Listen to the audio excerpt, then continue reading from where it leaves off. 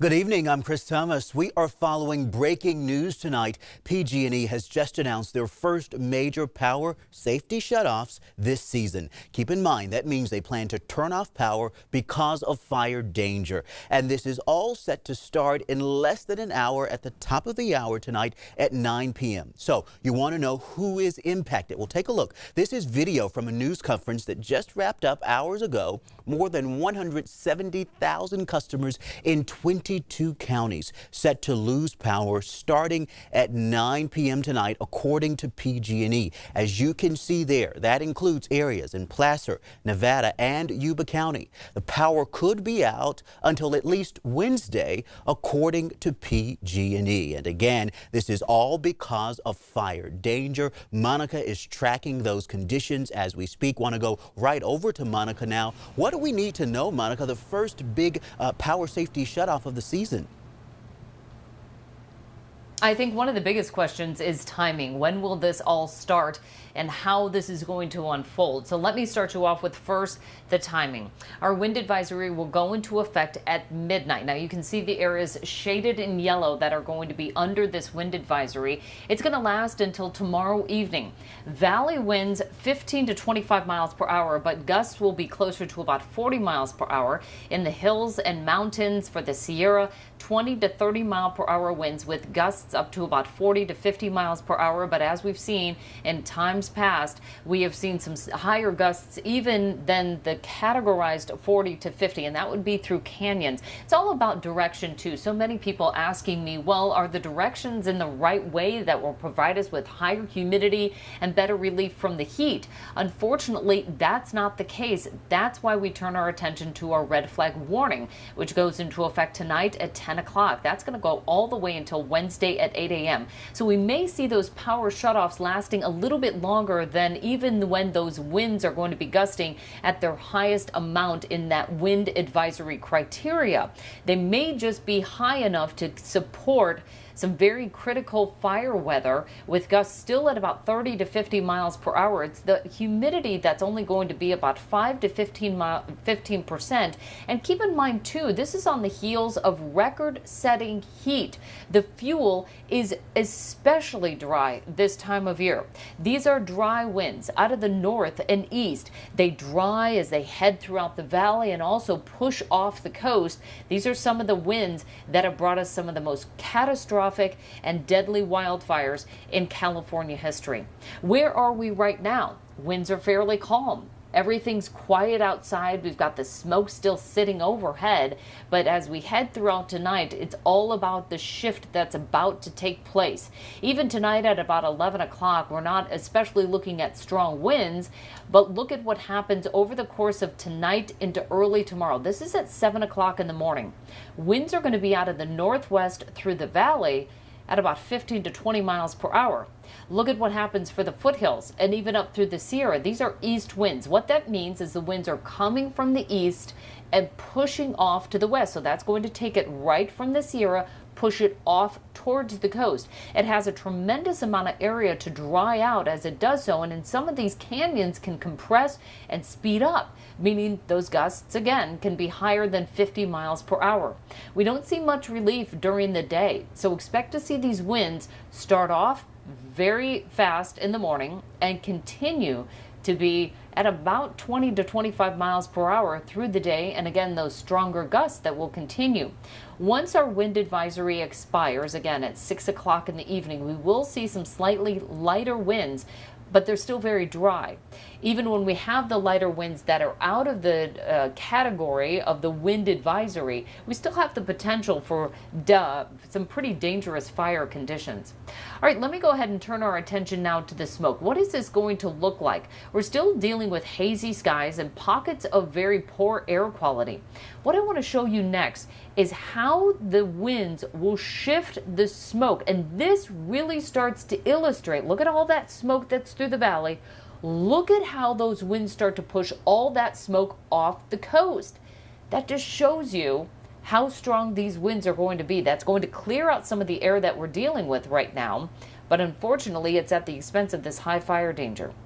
I want to next talk about the fact of how thin our firefighting resources are at this point. Think about how many fires we've been talking about time and time again since the middle of August when we had all of that lightning. Some of our largest wildfires in California history are still burning, and that includes the SCU lightning complex, the LNU lightning complex, and the August complex. Now, 3 of the top 5 largest wildfires in California history. That August complex is one that we've still been dealing with some of the smoke just kind of pushing its way through the valley. This is the location, and I'll back this up just a moment here so you can see. This is the location just off to the west of the valley of some of those fires that we have been tracking for the past almost month now, and they still don't even have 100% containment on those fires. So again, those are still putting off some smoke.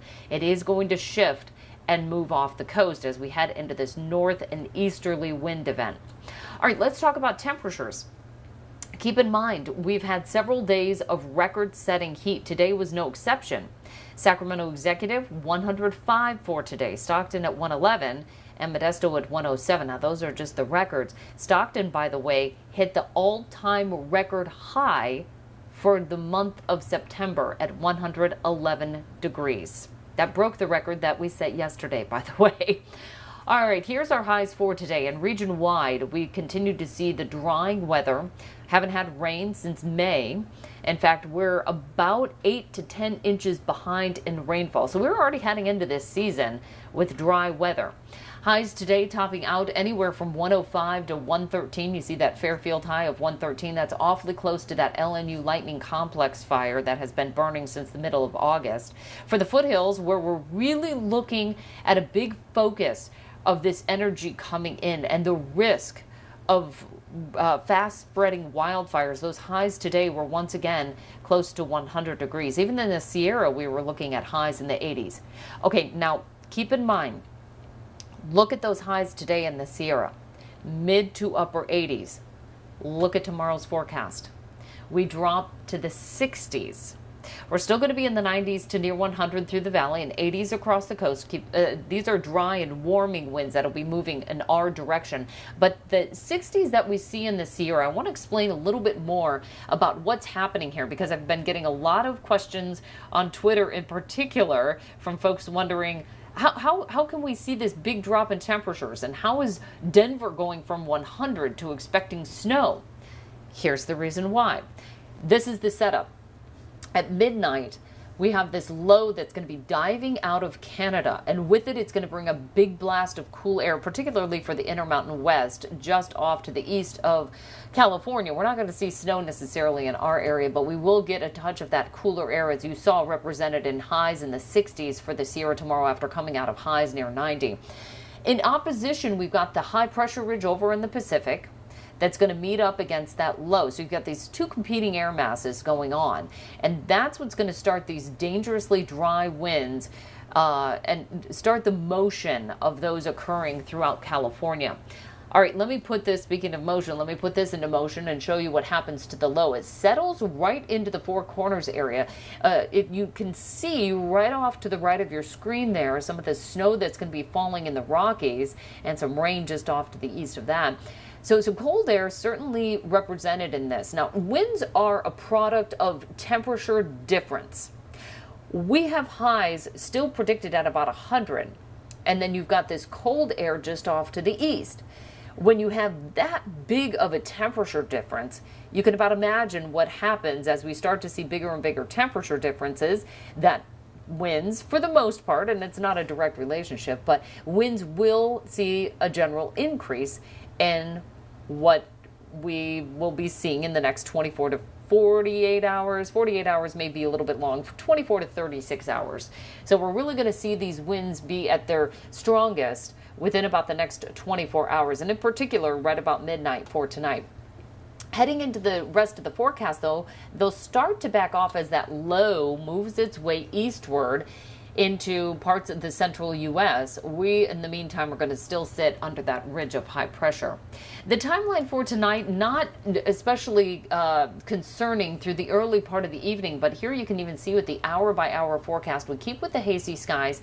The other part of this is those northwest winds will keep these overnight lows very warm. We'll still be in the 70s tonight because those are dry and warm winds, and it also helps to keep that warm air, which we saw a lot of, closer to the surface. So tonight we're not going to really cool down all too much. We'll stick with the hazy skies and lows in the 70s, giving us yet another jump start and a warm evening that we just don't have that radiational cooling, that opportunity for some of the grasses and the brush that is so dry right now to just get some relief from the dry air.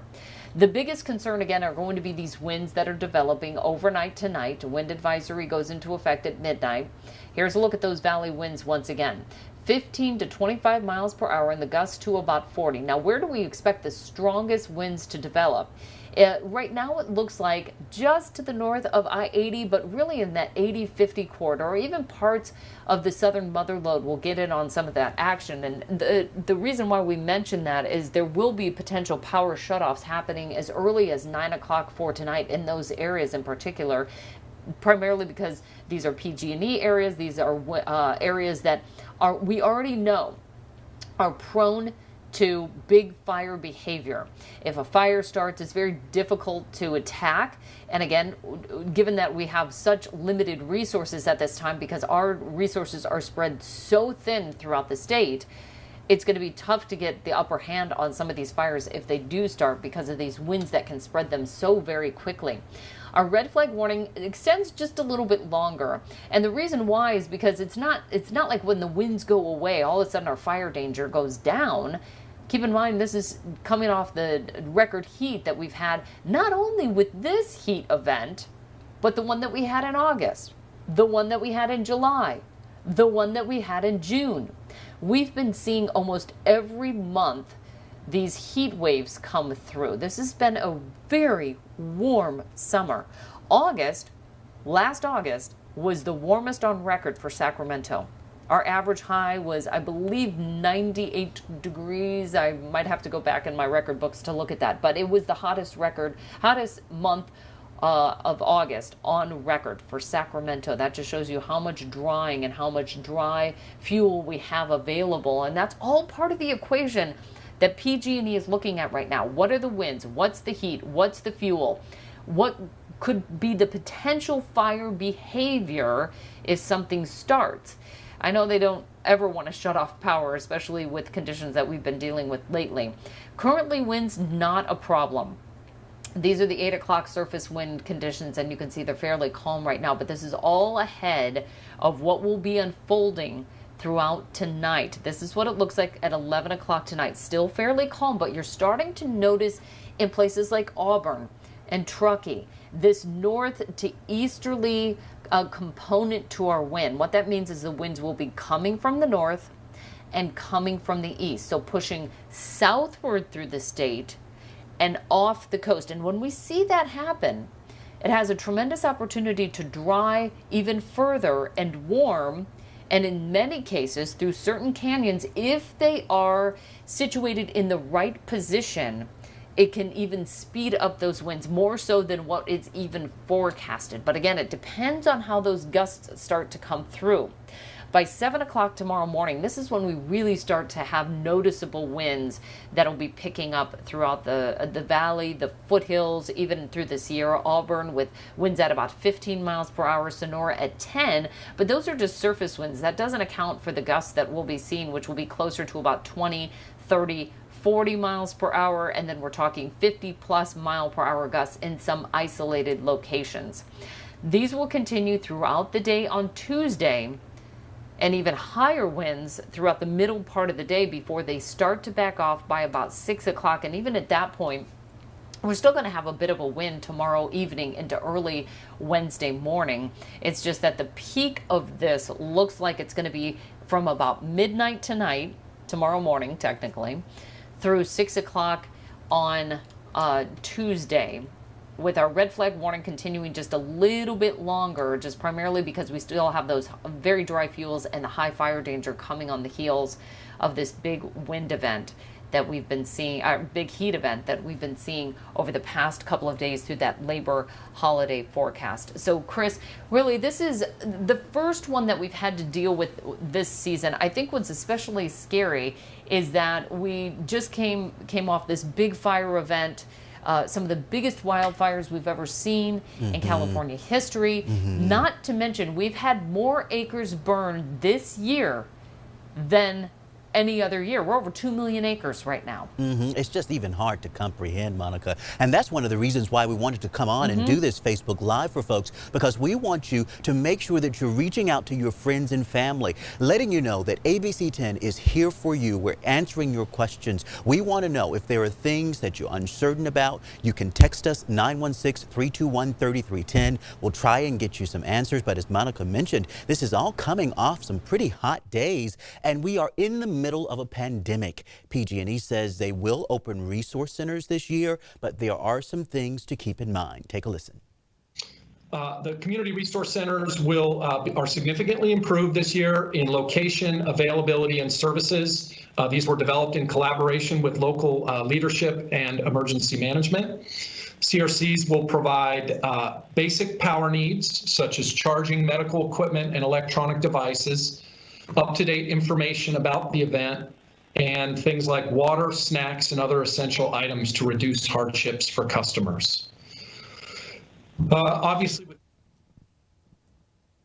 And so keep that in mind. Take a look. Again, there are more than 170,000 customers in 22 counties expected to lose power starting at 9 p.m. tonight. Now, that includes areas in Placer, Nevada, and Yuba County. Again, the power could be out until at least Wednesday, according to PG&E. You want to stay on this map so that you have a chance to kind of view different sections for yourself. You can see if perhaps your area is impacted, or if there are friends or family that might be impacted by this power shutoff, power safety shutoff as it's called. Look at this map here. Determine if you have loved ones who you need to notify. Again, this is all happening starting at 9 p.m. tonight. You see the time frame there. It's all because of the fire danger that Monica has just outlined for you today. One of the things that we have been stressing all evening is that you don't want to be caught off guard. You want to make sure that you are putting your plans in place now, so that if you have to evacuate or if your loved ones have to evacuate, you know the next steps that you plan to take, okay? So again, we will be here following this throughout the evening. We've got maps online at abc10.com. You also see there that they have information on their website that you can find information if you'd like to see more information sent straight to your phone about the power shutoffs, including how to see if your address is impacted. Listen to this. Just text the word power to 916-321-3310. Again, you can text the word power to 916-321-3310, and we can send you information directly to your phone. You can look at perhaps if your address is impacted by this power safety shutoff. It's the first major power shutoff of the season. 170,000 customers or more impacted. 22 counties across the region impacted. We cannot stress it enough. Please share this information with your loved ones. Stay with ABC 10 on air and online at abc10.com. And I will see you tonight at 11 with the very latest information as we track new fire danger. Please be safe, and we'll see you then.